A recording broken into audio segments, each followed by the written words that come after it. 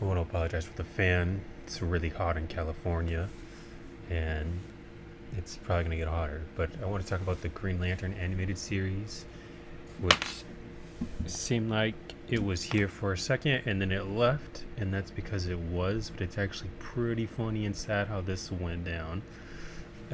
So if you don't know, the Green Lantern animated series was, I believe, a one-season show on Cartoon Network's DC Nation 1 hour block back in, I believe, 2012. No, it was. Let me see. It was actually, if I'm correct, it was, yeah, 2012. And it followed Hal Jordan, Kilowog, and Razor. There was a fourth character, but I can't think of her name right now. And it was a very adult show.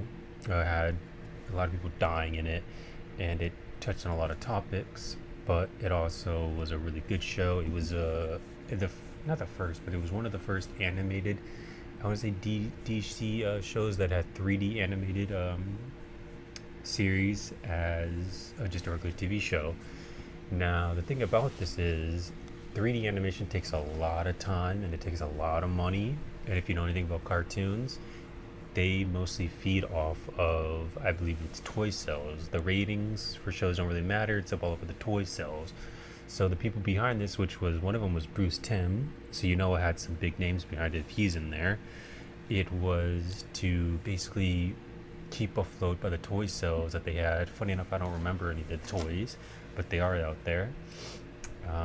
So the toys are supposed to keep this animation afloat because 3D cost a lot, and it was actually going well. The first season is really good. They only had one season. They have a few comic books, but mostly just the one season.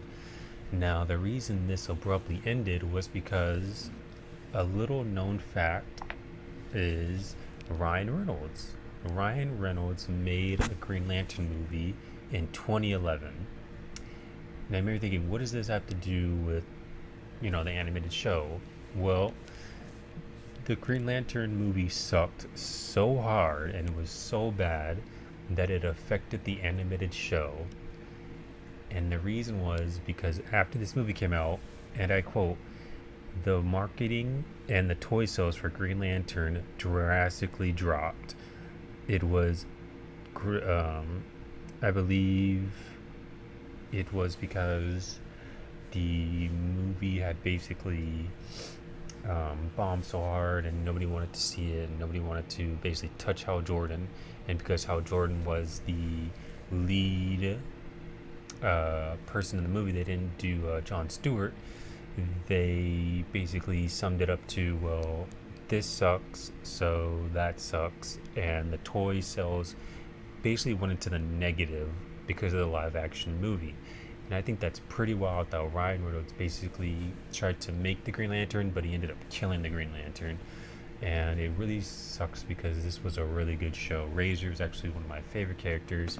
He shows up in Young Justice, and this could have been the start to more adult sort of animated themes and kind of DC shows that are really well handled.